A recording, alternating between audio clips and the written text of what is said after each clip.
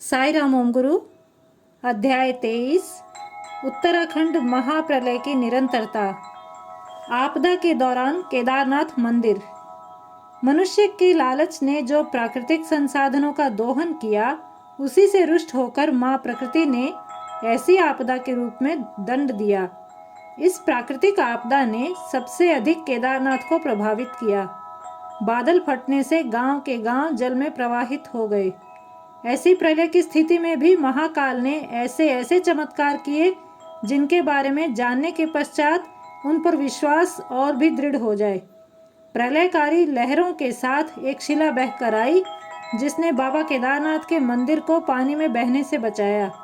महाप्रलय ने पूरी घाटी को हिलाकर रख दिया, किंतु मंदिर के सामने स्थित नंदी की मूर्ति को टस से मस भी न कर पाई। प्रलय के बाद जब मंदिर के कपाट खोले गए तो शिवलिंग पर ताजे बेल पत्र चढ़ाए हुए पाए गए। वैज्ञानिकों ने इस रहस्य को जानने का भरसक प्रयास किया, किंतु विफल रहे। इसका कारण है कि तथ्यों व तर्कों से परे एक ऐसी महान दैविक शक्ति है जो हम सबकी रक्षक है। हेलीकॉप्टर से बचाव कार्य जोरों पर तो था, परंतु पीड़ितों की अत्यधिक संख्या के कारण सेना द्वारा भीड़ पर नियंत्रण पाना बहुत कठिन हो रहा था। लोग एक दूसरे से लड़ झगड़ कर येन केन प्रकारेण अपनी जान बचाने की होड़ में थे। तब सेना प्रमुख ने प्राथमिकता के आधार पर एक सूची बनाई। नामांकन करके सबको एक एक टोकन नंबर दिया गया ताकि सबको सुरक्षित निकाला जा सके। ओम गुरु तथा उनके साथियों का नंबर 700 से भी आगे था, जिसका अर्थ था और कई दिनों तक वहां रहना। सभी साधक चिंतित थे, उनका धैर्य जवाब दे रहा था। प्रार्थना में शक्ति। चमत्कारी घटनाएं। इस प्रकार संकट के 21वें दिन संध्या समय बद्रीनाथ में ओम गुरु व उनके समूह साथियों ने हृदय की गहराइयों से भगवान से प्रार्थना करनी आरंभ की। वे आंखें मूंद कर बैठ गए। कुछ ही समय में वे ध्यान मग्न हो गए। उन्हें लगा कि महान ऋषि मुनि साधु संत योगी सन्यासी आदि उनके सम्मुख खड़े थे। ओम गुरु ने दुखी मन से भगवान से प्रार्थना करते हुए कहा, स्वामी, तुम और बद्री नारायण एक ही हो। इस यात्रा का आरंभ तुम्हारे विशिष्ट प्रोत्साहन से हुआ है। मुझे दृढ़ विश्वास है कि तुम हर परिस्थिति में हमारा साथ दोगे। ऐसे अटल विश्वास के बाद भी हृदय में पीड़ा क्यों है भगवान? अंतरात्मा से की गई ओम गुरु द्वारा प्रार्थना के 15 मिनट बाद उन्हें भगवान का संदेश मिला कि उन्हें और 2 दिन प्रतीक्षा करनी पड़ेगी। इस प्रतीक्षा के पीछे विशेष कारण है, ऐसा भी स्वामी ने अपने संदेश में कहा। अब ओम गुरु का व्यवहार नन्हे बालक के समान था जो अपनी माँ से हट कर रहा हो। 2 दिन नहीं स्वामी, मुझे आज ही जाना है। कुछ भी करके मुझे यहाँ से निकालो। करुणामयी माँ अपने मासूम हठी बालक की हट के आगे हार गई। भगवान ने फिर एक संदेश दिया, ठीक है, मैं कल ही तुम्हारे दिल्ली जाने का प्रबंध कर दूंगा। ओम गुरु को स्वामी के संदेश का 100% सत्य होने का प्रमाण चाहिए था। वे इस चमत्कार का प्रमाण देने के लिए हठ करने लगे। इस पर भगवान ने उन्हें गुफा से बाहर जाकर देखने का संकेत दिया। भगवान के आदेशानुसार ओम गुरु व उनके आध्यात्मिक मित्र स्वामी ज्ञान प्रभु तत्परता से मंदिर परिसर से बाहर निकले। उन्होंने पाया कि आंध्रा आश्रम से एक व्यक्ति ओम गुरु व उनके मित्र के बारे में पूछताछ कर रहा था। उसने बताया कि सेना प्रमुख ने उन दोनों को ढूंढकर साथ लाने का निर्देश दिया है। यह सुनते ही ओम गुरु व उनके मित्र तत्काल धावक की भांति तेज गति के साथ उस स्थान की ओर अग्रसर हो गए। अपनी तत्परता के कारण वे रास्ते में कभी ठोकर लगने से, कभी फिसलने से और कभी असंतुलित होने के कारण गिर गए। चूंकि उनके लिए घर वापस लौटने की खुशी अधिक महत्वपूर्ण थी, इसलिए गिरने वाली बात से विचलित नहीं हुए। परंतु वह खुशी बुलबुले के समान क्षणिक सिद्ध हुई जब आंध्रा आश्रम जाकर उन्होंने पाया कि सेना दल पीड़ितों को लेकर वहां से निकल चुका था। उनकी स्थिति भूखे के मुंह से निवाला छीन लिए जाने जैसी थी। लाचार होकर उन्होंने बेमन से उस रात आंध्रा आश्रम में बिताई। भगवान का वचन कभी असत्य नहीं हो सकता, इस पर दृढ़ विश्वास रखते हुए ओम गुरु अटल थे। भगवान का कथन है, मैं सदैव तुम्हारे साथ हूँ, मुझ पर विश्वास बनाए रखो। वे इस विषय पर विचार कर ही रहे थे कि आश्रम के प्रबंधक श्री कृष्ण राव ने आकर उन्हें संदेश दिया कि सेना कर्नल उनसे फोन पर बात करना चाहते हैं। निरंतर प्रयास के बाद देर रात 12:30 बजे कर्नल से संपर्क स्थापित हो पाया। उन्होंने बताया, मैंने ही सेना के आदमी को आपको खोजने के लिए भेजा था। आपको आने में देर हो गई, इसलिए हमें उड़ान भरनी पड़ी। पर आप चिंता न करें, आप दोनों कल सुबह हेलीपैड पर आ जाना। आप लोगों को तुरंत यहाँ से सुरक्षित बाहर निकालने का मुझे हाई कमांड से आदेश है। भगवान बाबा की इस लीला से चकित ओम गुरु व उनके मित्र रात भर सो नहीं पाए। प्रातःकाल 4:30 बजे वे हेलीपैड पर चले गए। ठीक 5 बजे सेना दल के लोग आए। उन्होंने ओम गुरु के मैले कपड़ों को देखकर संदेह भरी दृष्टि से उनसे पूछताछ आरंभ कर दी। ओम गुरु ने अपना तथा स्वामी जी का परिचय देते हुए बताया कि कर्नल ने निर्देश दिया था वहां आने के लिए।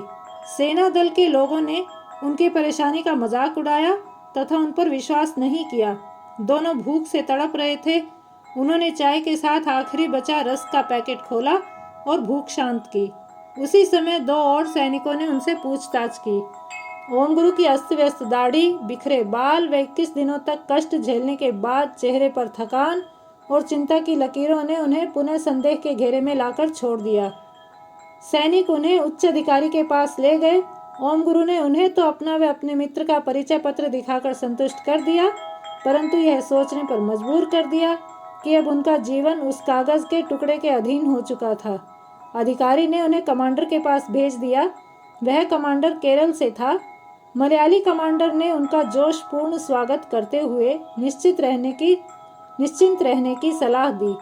उसने वचन देते हुए कहा, मैं स्वयं आपको पहली उड़ान के लिए हेलीकॉप्टर में बिठाकर आऊँगा। आप केवल इतना बता दीजिए कि अलग से जाने का प्रबंध करूं या समूह में जाने से भी आपको ठीक है। स्वामी की इस विशिष्ट अनुकंपा से वशीभूत ओम गुरु आनंदमय महसूस करने लगे। हेलीकॉप्टर के लिए प्रतीक्षारत पीड़ितों की लंबी कतार देखकर कमांडर ने उन्हें अलग कमरे में ठहराया। ओम गुरु व उनके मित्र को एक सुखदायी स्वप्न की भांति प्रतीत हो रहा था।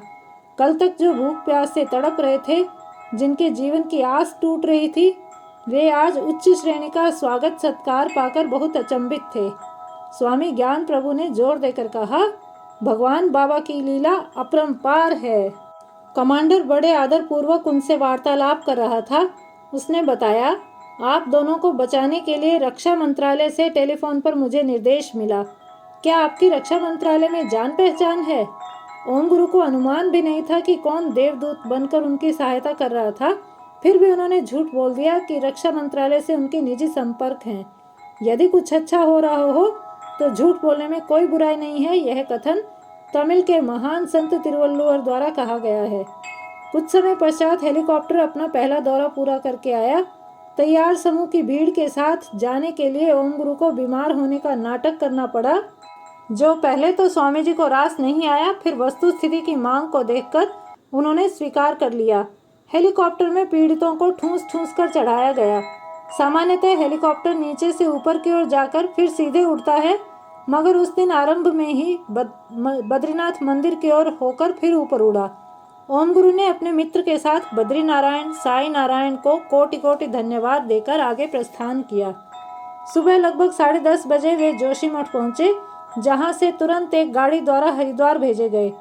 जो कुछ भी हो रहा था वह उनके लिए अविश्वसनीय व अविस्मरणीय था। हरिद्वार से दिल्ली जाने के लिए गाड़ी खोजते समय मारुति कार का एक चालक उन्हें दिल्ली चलने के लिए बुलाने लगा। दिल्ली ले जाने का किराया उसने यह कहकर वाजिब से कहीं अधिक मांगा कि सड़कें बुरी तरह टूटी पड़ी हैं, इसलिए लंबा रास्ता लेना पड़ेगा। विवश होकर उन्हें चालक की बात माननी पड़ी। रास्ते में उन्हें भूस्खलन से ग्रसित सड़कों को जर्जरावस्था में देखा। वे देर रात को गोचर पहुंचे। वहां से आगे बढ़ना न केवल कठिन था बल्कि खतरनाक भी था। तभी चालक ने बताया, यहाँ सैन्य संचालन केंद्र है जो हेलीकॉप्टर के द्वारा पीड़ितों के सहायतार्थ तैयार है। यदि आप चाहें तो कोशिश कर सकते हैं। ओम गुरु उनकी बात से सहमत तो थे, परंतु उड़ान के लिए पीड़ितों की कतार बहुत लंबी थी। ओम गुरु ने केंद्र के कार्यालय में जाकर अधिकारी को अपनी स्थिति से अवगत करवाया। अधिकारी ने नकारात्मक उत्तर देते हुए कहा, आज की उड़ानें पूरी हो चुकी हैं। पीड़ितों की भीड़ तो आपने देखी ही होगी। कल की संभावना भी संदेहपूर्ण है। ऐसी संदेहपूर्ण स्थिति में ओम गुरु को कार से जाना उचित लगा। परंतु चालक ने यह कहकर साफ मना कर दिया कि मैं आज तक हेलीकॉप्टर में नहीं चढ़ा। आपके कारण मुझे यह सुनहरा अवसर मिल सकता है। यह कहकर उसने कार को ताला लगा दिया। विवश होकर ओम गुरु को उसकी बात माननी पड़ी। उन्होंने फिर एक बार अधिकारी से बात करके उड़ान पाने का प्रयास किया। जय साई राम, जय ओम गुरु।